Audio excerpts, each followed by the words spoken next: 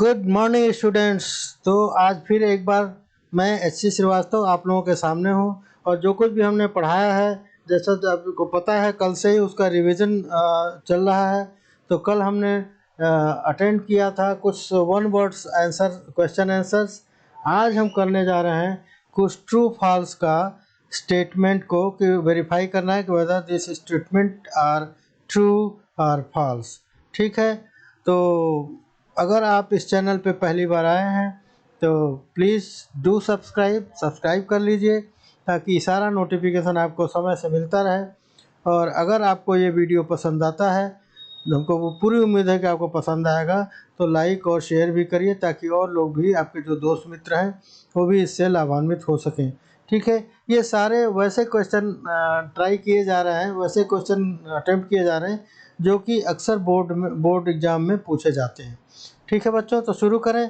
तो here we goes.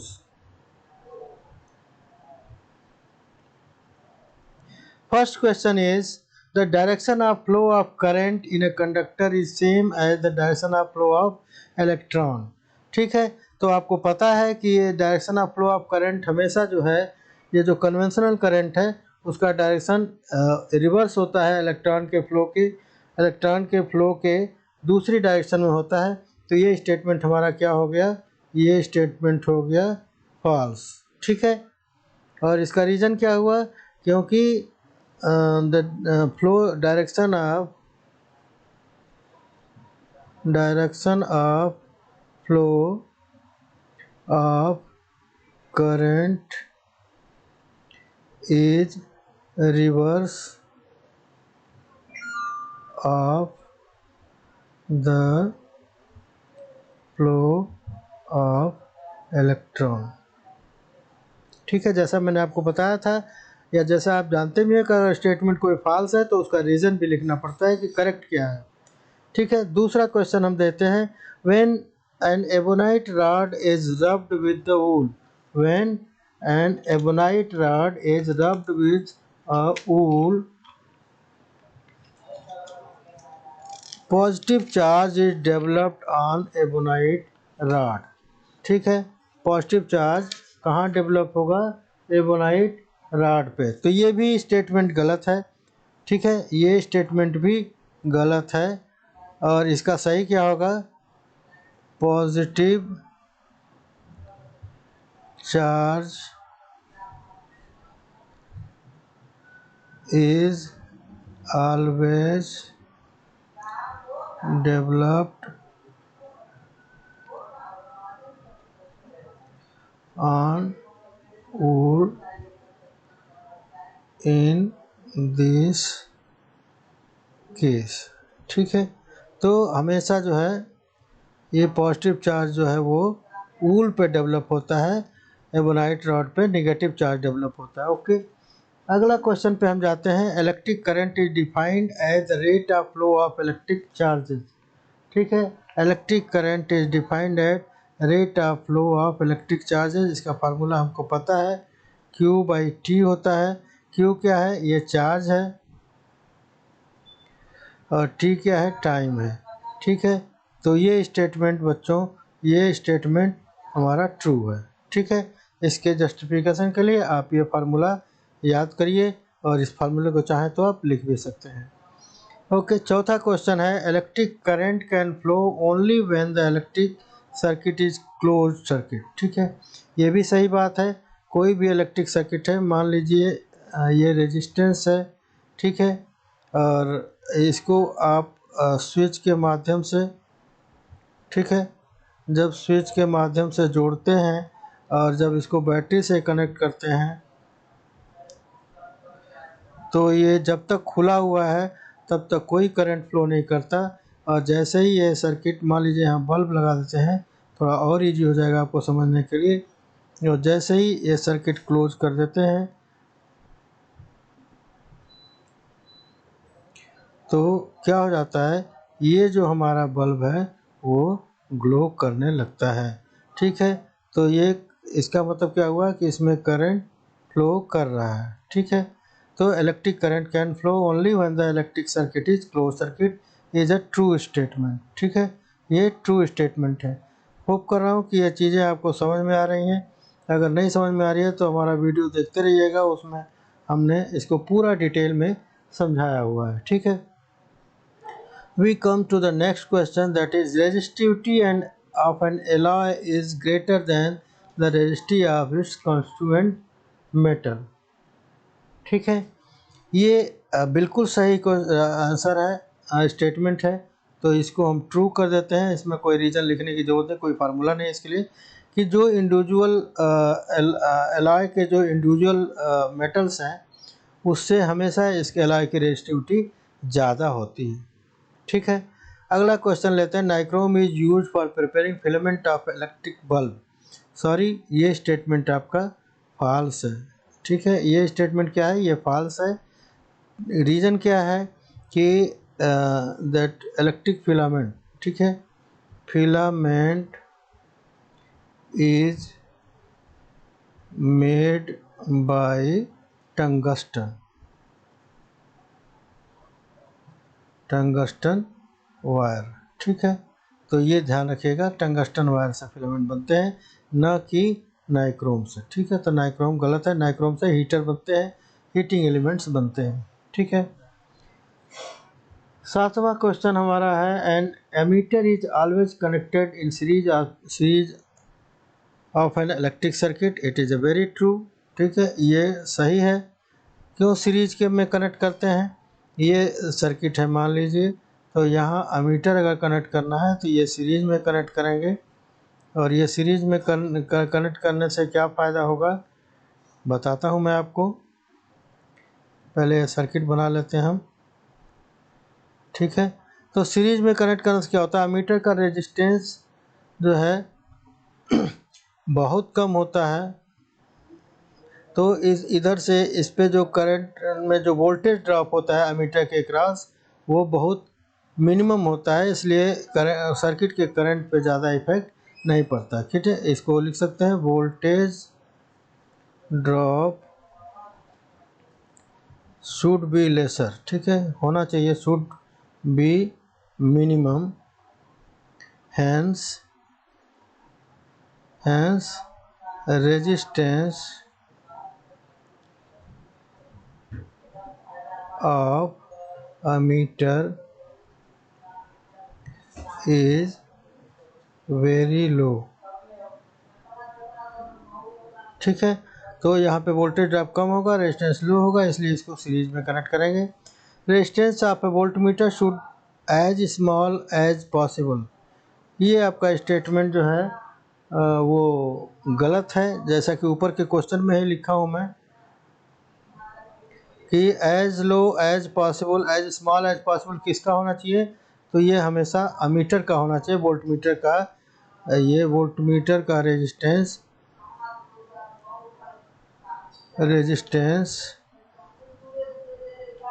should be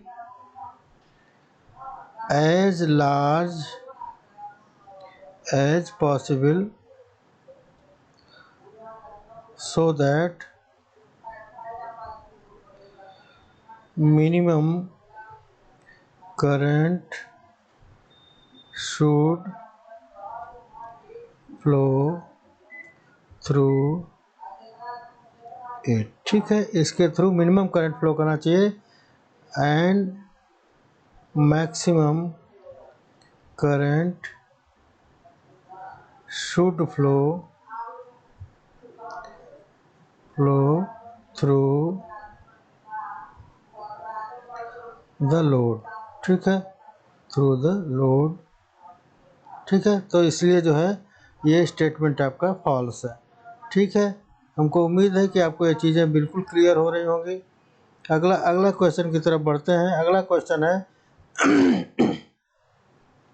if potential difference across end of a conductor is doubled. ठीक है, ये conductor है हमारा, और इसके अक्रॉस में ये ए और बी है, इसके अक्रॉस में जो पोटेंशियल डिफरेंस है ये इनिशियली वी है। अब ये क्या कह रहे हैं कि v की जगह पे हमने अभी क्या कर दिया, ट्वाइस ऑफ v कर दिया, तो क्या होना चाहिए, that it electric resistance is also double. ये भी आपका स्टेटमेंट जो है ये फॉल्स है। instead the current through the resistor will be doubled, not the resistance। ठीक है, रेजिस्टेंस नहीं बल्कि करंट इसके क्रॉस डबल हो जाएगा। Okay, the resistance of a thin wire is more than that of a thick wire. ये thin wire है और ये आपका थिक वायर है, तो इसका रेजिस्टेंस कैसे, इसको थोड़ा समझिए आप। जैसे मान लीजिए एक पाइप है, दो पाइप है, एक पतला पाइप है, एक मोटा पाइप है, तो पानी किसके थ्रू ज़्यादा आसानी से फ्लो करेगा? तो ये जाहिर है कि ये मोटे वाले पाइप के थ्रू पानी आसानी से फ्लो करेगा। तो वही चीज़ करंट के केस में भी है कि मोटे वाले से ये करंट ज़्यादा आराम से फ्लो करेगा। तो ये कहना क्या चाहते हैं, the resistance of a thin wire is more than that of the thick wire. ये स्टेटमेंट बिल्कुल ट्रू है। ठीक है, ये स्टेटमेंट बिल्कुल ट्रू है। क्यों? क्योंकि इट विल मोटे वायर से पास करना आसान होगा instead of passing through a thin wire. Okay, तो ये स्टेटमेंट आपका ट्रू है। ठीक है बच्चों, ये क्लियर हो गया। अगले क्वेश्चन की तरफ बढ़ते हैं। SI unit of resistivity is ohm per metre. ये फॉल्स है, ये स्टेटमेंट आपका फॉल्स है। तो सही क्या होगा? तो सही भी लिख लीजिए, the SI unit of resistivity is Om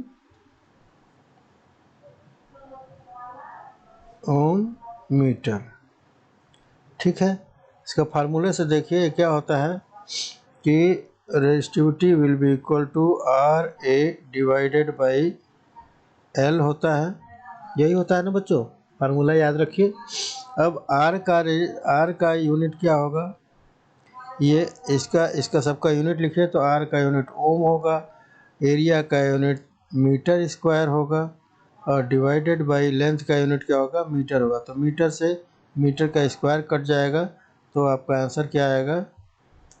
Om multiplied metre होगा, ना कि डिवाइडेड मीटर होगा। ठीक है, अगला क्वेश्चन लेते हैं। Electric current is a vector having both magnitude as well as direction. Electric current is a vector having both magnitude as well as the direction। Actually ये इनिशियल कंडीशन में, अगर आपके स्टेज में अभी तक जो जितना भी आपके कोर्स में है उसके हिसाब से ये फॉल्स है। ठीक है, लेकिन जब आगे जाएंगे तो वहाँ पे आपको पता चलेगा, पढ़ाया जाएगा कि नहीं, इलेक्ट्रिक करंट एक वेक्टर क्वांटिटी है। तो अभी तक के लिए आप इस स्टेटमेंट को फॉल्स ही लिखिएगा, क्योंकि आपके सिलेबस में इसको कवर अप नहीं किया गया है। ठीक है, अगले क्वेश्चन की तरफ बढ़ते हैं। For series grouping resistance is joint end to end so as to form a long chain. ठीक है, तो ये बहुत सही बात है, ये ट्रू स्टेटमेंट है।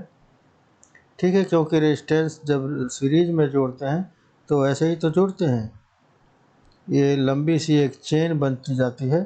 तो ये स्टेटमेंट ट्रू है। ठीक है, अगला है in parallel combination of resistor the reciprocal of an equivalent resistance is equal to reciprocal of an equivalent resistance R is equal to 1/R1 plus 1/R2 plus 1/R3 and so on.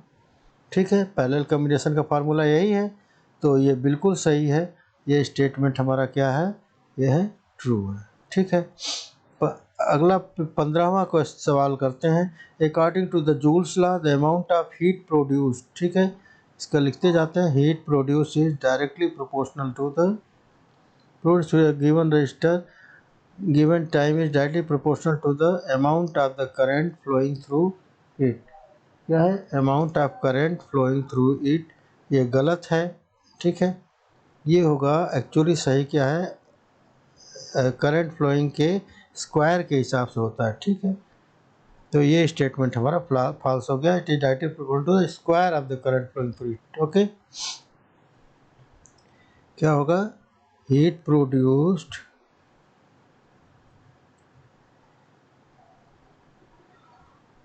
will be directly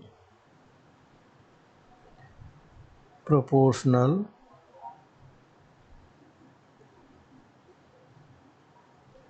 to the square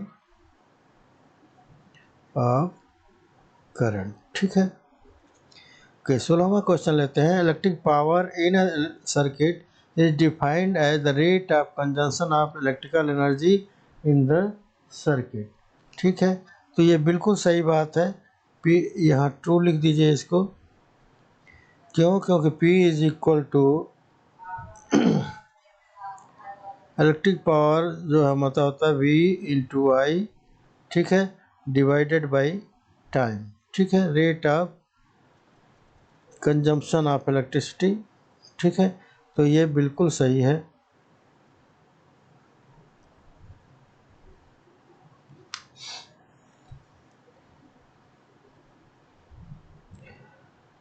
अगला question हम लेते हैं।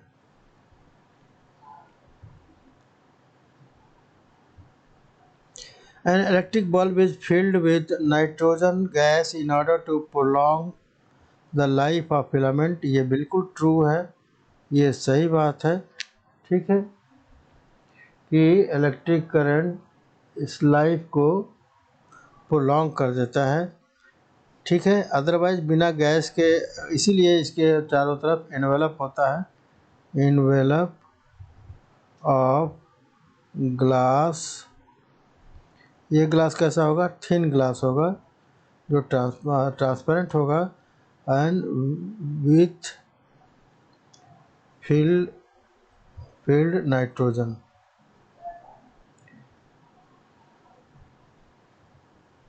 ठीक है। तो nitrogen भरा रहने से इसमें हीट जो भी जनरेट होता है वो डेसिपेट होता रहता है और ये फिलामेंट ज़्यादा दिन चलता है। इसीलिए आप देखे होंगे कि जब भी बल्ब जलाते हैं तो उसको अगर छुएंगे आप तो गैस का जो ग्लास का एनवलप है वो गर्म हो जाता है due to this heat absorb by the gas, ठीक है। अगला आज का लास्ट क्वेश्चन है। An electric iron of 750 watt, ठीक है। पावर कितना दिया है? ये दिया है 750 वाट इफ़ यूज्ड फॉर 20 आवर्स, ठीक है। टाइम कितना दिया हुआ है? ये दिया हुआ है 20 hours. Will consume 15 units of electricity, electrical energy, ठीक है। तो हमें electrical energy E is equal to क्या होता है? P इंटू टी, यानी 750 इंटू 20 आवर्स, ठीक है। इसको मल्टीप्लाई करेंगे तो 0, 5 जा 10 और 2 7 जा 14 और 1 15 हो गया, ओके। और ये हो गया वाट आवर। लेकिन यूनिट के लिए क्या करते हैं? इसको डिवाइड बाय, अगर इसको डिवाइड बाय 1000 कर देते हैं, इसको डिवाइड तो ये हो जाएगा किलोवाट, ठीक है। ये क्या हो जाएगा? Kilowatt hour. तो यही हमारी यूनिट होती है। 1